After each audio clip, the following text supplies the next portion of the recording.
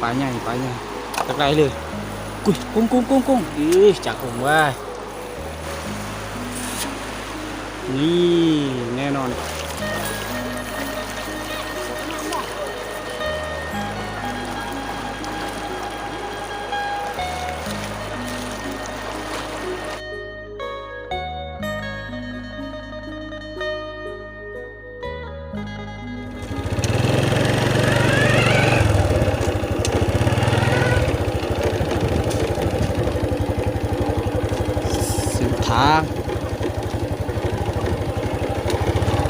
เส้นทางโคตรเลย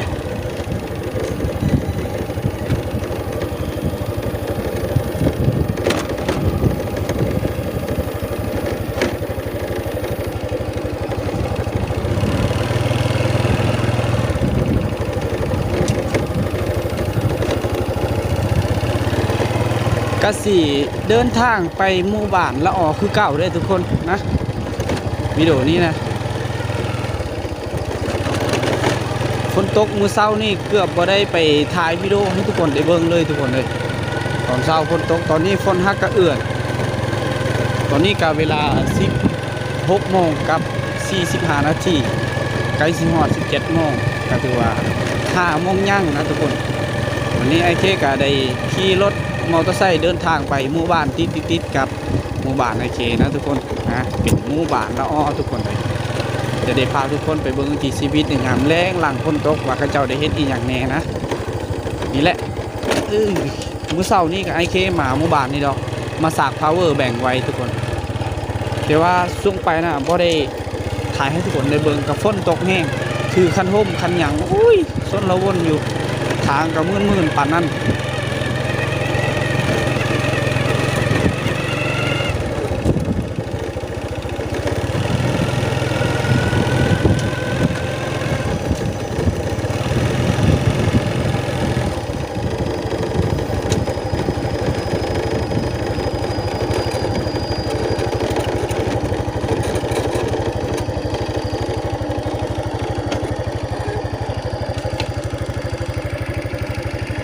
ต้องจอดมอเตอร์ไซค์ปะไว้อยู่นี่เลยบางทีเลยทุกคน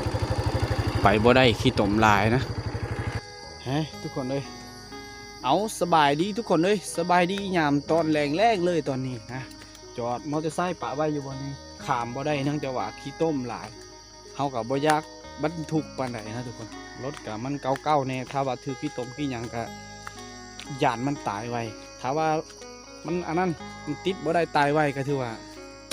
เดินทางไปให้ทุกคนได้เบิ่งบ่ได้นะตอนนี้นะทุกคนวิดีโอนี้เหมือนเดิมทุกคนเลยเที่ยวชมวิถีชีวิตในหมู่บ้านยามต้นแรงคือเก่านะอันนี้ก็สิซื้อน้ำมันกาส่วนหรือว่าอีกอย่างว่าดีเซลแม่นซื้อน้ำมันดีเซลกาส่วนภาษาลาวว่ากาส่วนกาซังตอนนี้กำลังย่างขึ้นห้วยมองเก่ามองเดิมจุดเก่าจุดเดิมนะหมู่บ้านเดิม3 หมู่บ้านโอเคมาดูเลยหมู่บ้านจังสากเอียงสากต่างๆสากโคมไฟสากพาวเวอร์แบงค์สากโทรศัพท์ก็ต้องไปสากหมู่บ้านเขาเจ้ามีเฮือนไอ้น้องสากปะไว้อยู่เฮือนไอ้น้องนะตอนนี้ก็ได้เข้าหมู่บ้านแล้วเมื่อยพอสมควร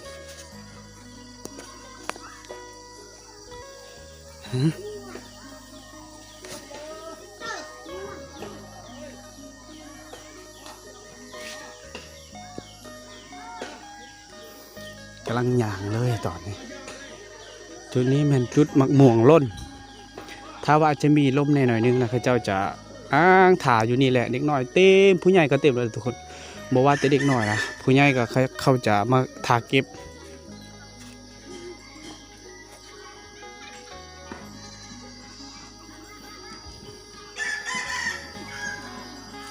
ตรงท้ายยอดตะการเนี่ย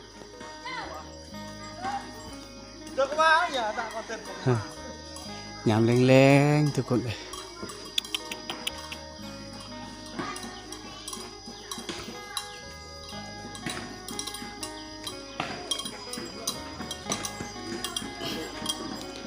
อันนี้ข้าเจ้าจะเริ่ม ไก่สิฮอดแล้วดูการไล่งัวไล่ควายยามตอนแรกเลยได้ทุกคนเลยนี่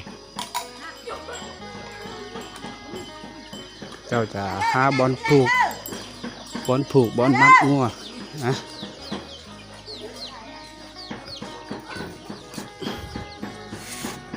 บอโตเสียงเขียงทั้งเหือนสงสัยเขาเจ้าเห็ดอาหารกินนั่นแหละนึงเรียบตัวเราตึงไม่อยากกูก่อน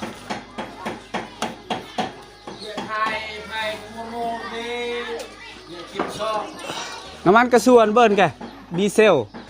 บ่มีเอาสิไปซื้ออยู่ไสน้ำมันกระส่วนบ้านี่เดี๋ยวเปล่าไปเอาก่อนคือว่าเปล่าก็แต่ไผ่โอ้ยเนี่ยทุกคนเลยเต้กูบ่าว หน้ามุดคลิปออนซื้อได้ตึกเลยเด้อ ซื้อน้ำมันก่อน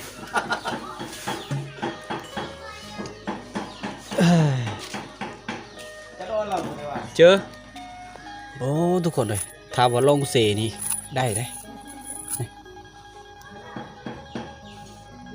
หันนี่ก่อยนะบงในรับสำหรับนั่น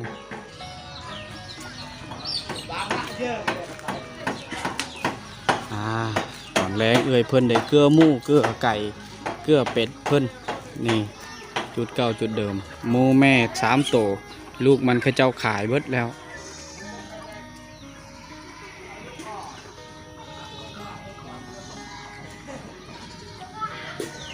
ตอนนี้กำลังกินห้ามเลยหมูเขาเจ้าเดี๋ยวเรียบร้อยแกเงี้ยเปราะเลยเปราะกี่เปราะแต่ไพ่กี่ก็ไปชื่อยาจ่าดังกี่ก็ตัวหน่อยเจอไอ้ประเดอมาพามบอกถึงแกมบอกไป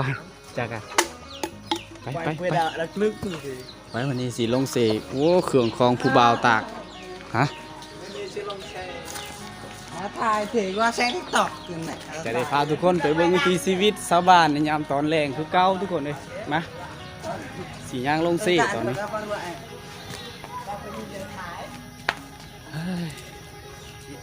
บรรยากาศยามตอนแรงเลยคือไปตายให้ละตายคลิปเตะ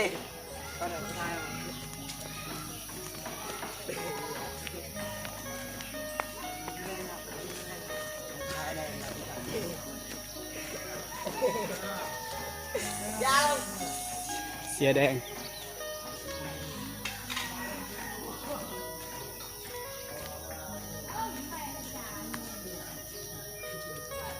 นางกระต่อชื่อต่อเพลแล้วเพลล่ะว้าว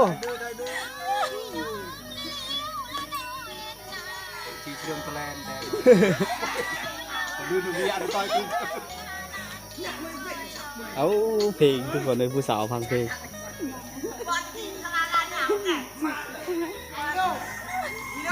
ตัวสกัดเส้นบ่ได้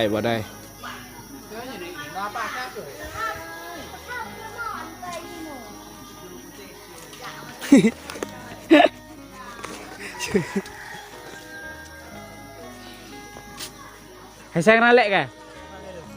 ไก่กวางเลย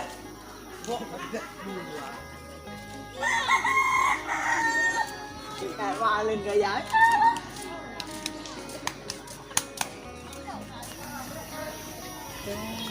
สัญญาณหรือไหนไหมไปดักโดยเยอะสัญญาณสิกิดนั่นก็ยี่ดอกกระเทียคนซ้ำเถอะไม่ไอโฟนอ่ะคนซ้ำน่ะเฮ้ยด่าตัวนี้เนี่ยเลยชื่อหนุ่ม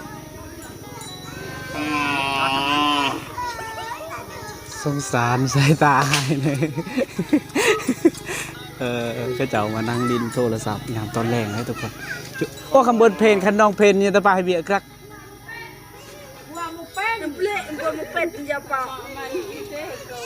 เอามาโทรศัพท์nào kìa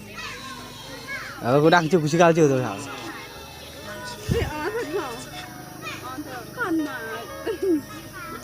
phải lẹ còn nào phải lẹ tù bịa tợ là vàng quay ai กระยะตะโอนตะโอ้หมักม่วง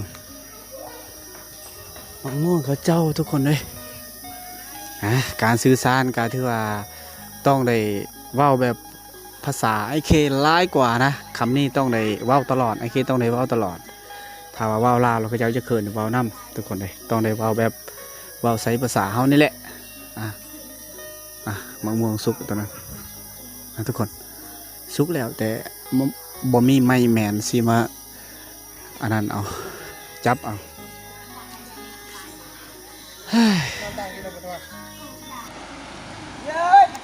ทุกคนเอ้ยหลังจากที่ไอเคจะพาทุกคนจะเบิ้งวิถีชีวิตชาวบ้านตอนนี้ก็จะลงเซกับน้องๆเพิ่นก็เจ้าควางแห่นะคอยแจวลงเซเลยตอนแรกทุกคนว่าเหรอโอ้หมอนี่เด็ดพักเน่าหรือว่าพักขะสิลงควางแห่ยูเซ่พุ่นเดี๋ยวนี้อาจจะเงาๆทุกคนเลยมาจุดนี้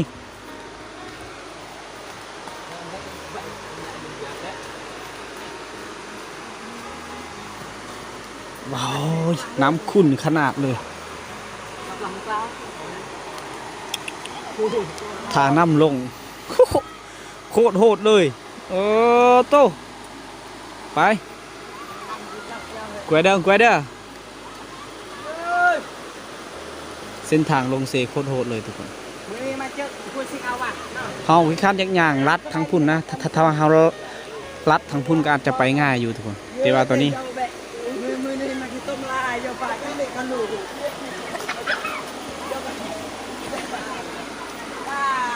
ไปว้าวไอเคไปได้บ่ทุกคนเลยข้าเจ้าไปก่อนแล้วไปบัดนี้อะยะเลยบัดนี้ขวางเลย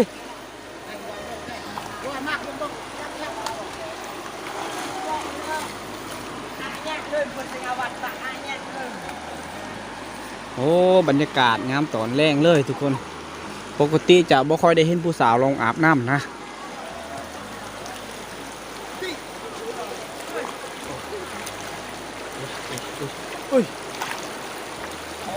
เพียงหัวเข้าเลยมาเจ้ายางไปก่อนคือบางคนล่ะไปยักเบิ้งกล่องเนี่ยบาโตถามว่ามีผู้สาวลงกินป่าน้ำกันก็คือสีแสบนะคือสีแสบกว่านี้นะทุกคนต้องก็บองแสลงเพลงกัมพูชาเดินมองกันเตะแสลงว้าวสิไปทางไหนเนาะหนูกูแข็งเกาะกันยังมาลงสีบ้า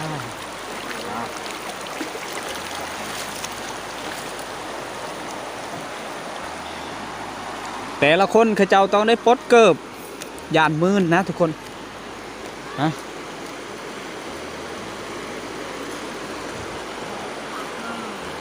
บางตัวนะพี่น้องบองรู้ก็ลองก็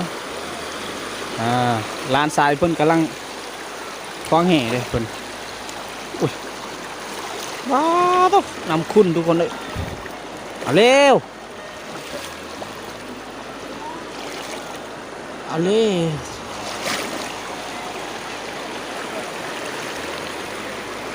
เอ้ยอุ้ย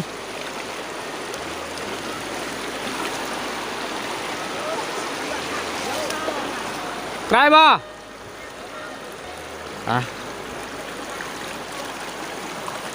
โอ้ย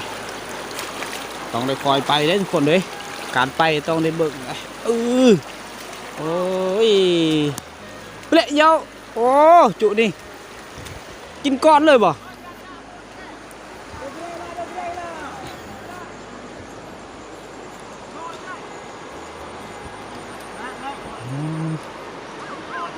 มาข้าเจ้าจวดก่อนเร็วเร็วจ่าปนามข้าเจ้ามากก่อนข้าเจ้ากินก่อนเลยโอเคบ่แซ่บบ่แซ่บเนาะโอ้โซกามโซลายมีเมียแล้วได้บ่ น้องเด็ก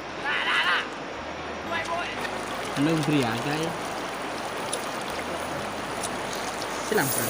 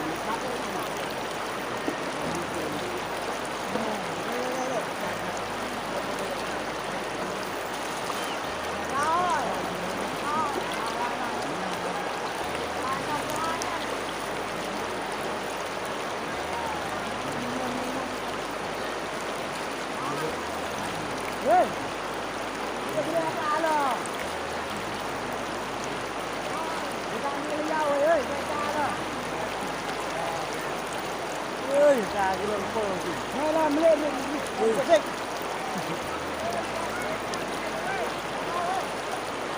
cái đông hồn là ơi anh ơi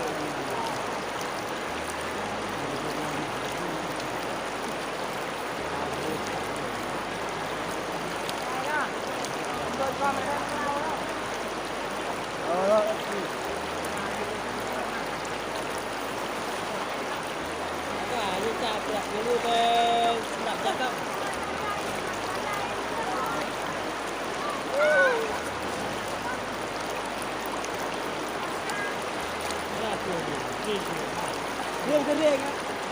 dọn cái kia mọ dọn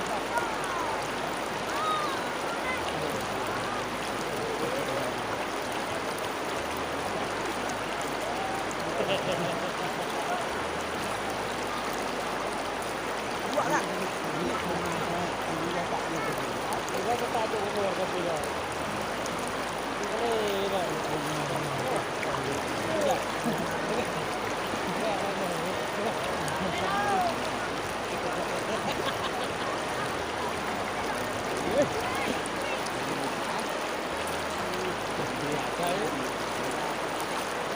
bà cha ơi bột anh ơi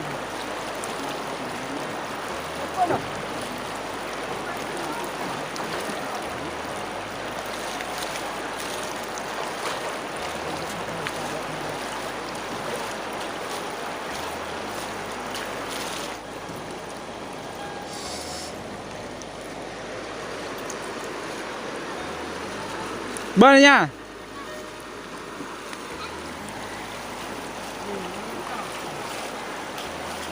ไปเบิ่งลานสายเพิ่นฟางแห่ตอนนี้ได้บ่บ่ได้เลย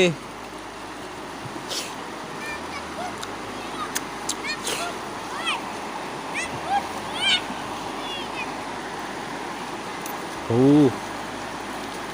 สุ่มบ่ได้ทุกคนกล่องบ่ค่อยสัตว์ปานนั้นได้บ่มันก็ได้แล้วทุกคนเลยเอาไอเคมาอยู่นี่นะบรรยากาศตอนแรงโอ้ยโคตรคักเลยทุกคนสุดยอดเลยนะแต่เสียดายที่บ่ค่อยมีผู้สาวโอ้ยสงเสือปกติเขาเจ้าจะแก้มาปะไว้จุดนี้แหละ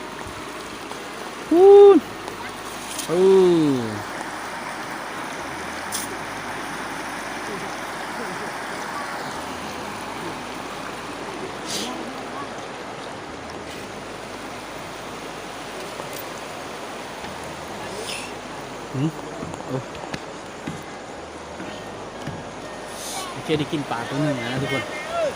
รู้สึกแบบอึดอัดแน่จังเลย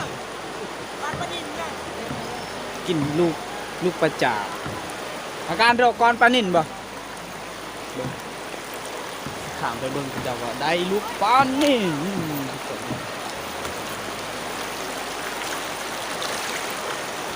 ลูกปลานิ่มโอ้ย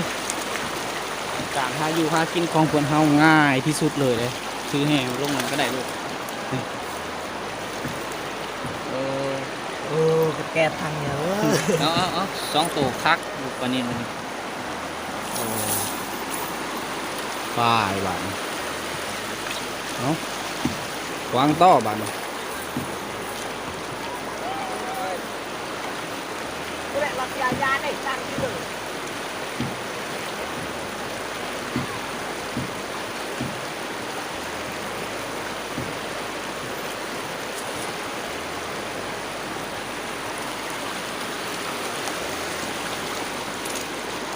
มาเบิ้งบาทนี่เสียงนำไหลโอ้ยสุดยอด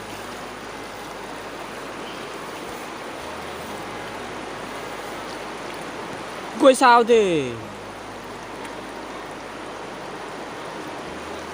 โอ้อักโรล อักรุ่นเรียกมึง ปลาเยอะปลาใหญ่ตะไคร้เลยกุ้ยกุ้งอีจากผมว่าอาส่วมกุ้งอาเคยสกินลูกปลาจานเอาไปให้เขากินบ่ได้แล้วทุกคนเลยกินบ่ได้มันบ่ไหวแล้ว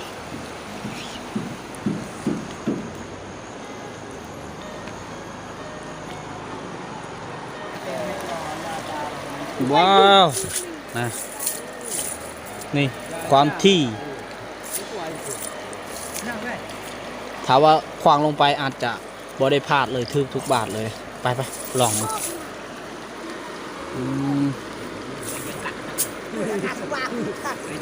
ได้ไง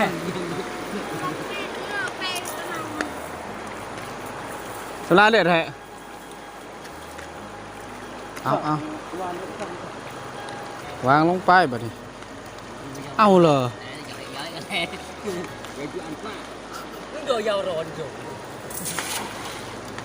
เอ้ยเป็นตะกินอยู่บ่เป็นตะไคร้อยู่บ่เฮ้ยบ่ได้บ่เห็นอีหยังเลย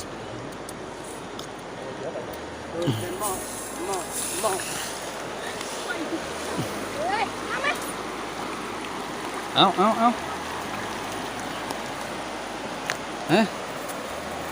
โอเคก็ยังอยู่นี่ทุกคนเลยพระเจ้าก็ยังกินอยู่กินป่าโอเคกินบ่ได้นะคือว่าอะไรทุกคนถ้าว่ามีผ่าก็ยังใครแน่สอยนะแต่ว่านี่นะดึงเอาเลยกัดเอาเลยดึงเอาเลยกินบ่ได้เพื่อที่ย่างขึ้นจุดเก่าวะว่าสิขึ้นจุดเก่าบ่นี่บ่อนเขาลงเมื่อกี้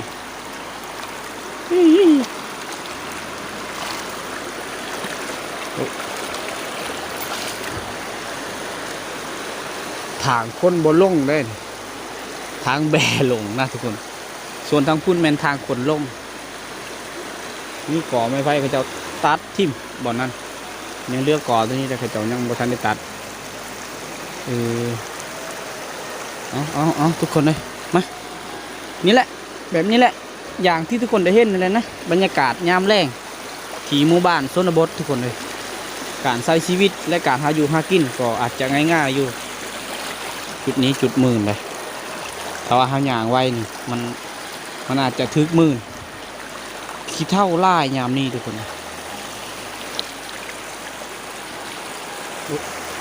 ต้องคอย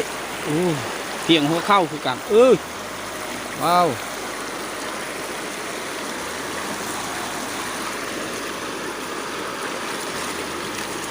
เอาลองมึงโอ้ยไป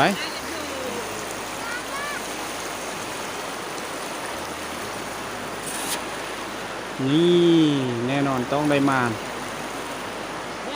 แม่มึงชมเลยนะแม่ไปเลย โอ้จักตัวตัวเดียวได้อยู่ตัวเดียวนะ เยอะมาเก็บเจ้ากระโหลกเยอะ โ นี่แหละเส้นทางที่เฮาจะขึ้นถึงบ้านทุกคนเส้นทางที่เฮาผจญภัยจะขึ้นโอ้ตองยางโค้งอันนี้เย้โค้งไปแม่นบ่นี่ต้องได้โค้งไปนี้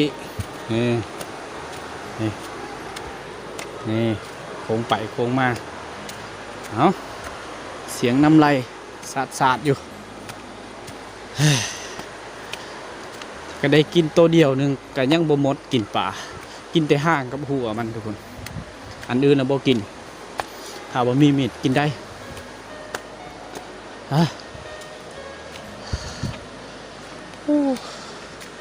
แปลงทู่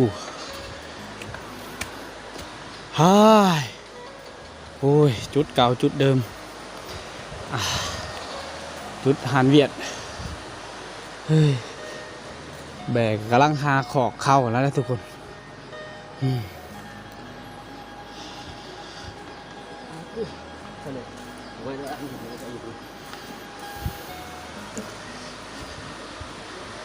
เข้าหานเวียดก่อน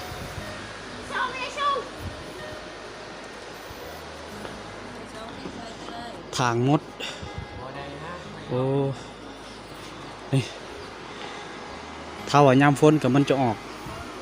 กจะแล่นไปหาเพื่อนคนทุกคนนะ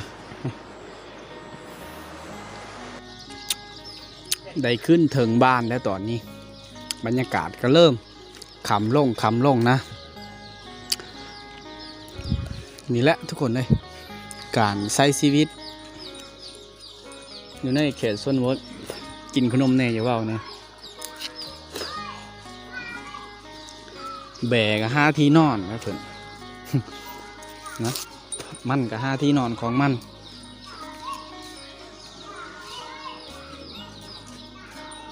ตรงนู้น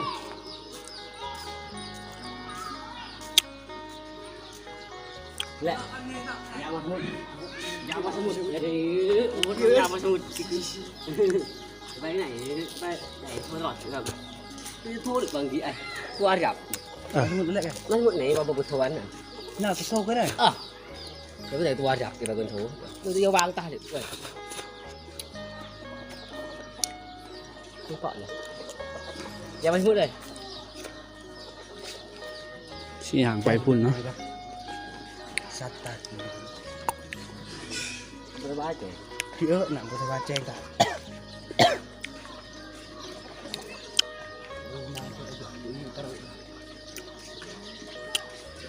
โบมังหุงสุกคักหลายดูไปแบบอินโทรมีท้าย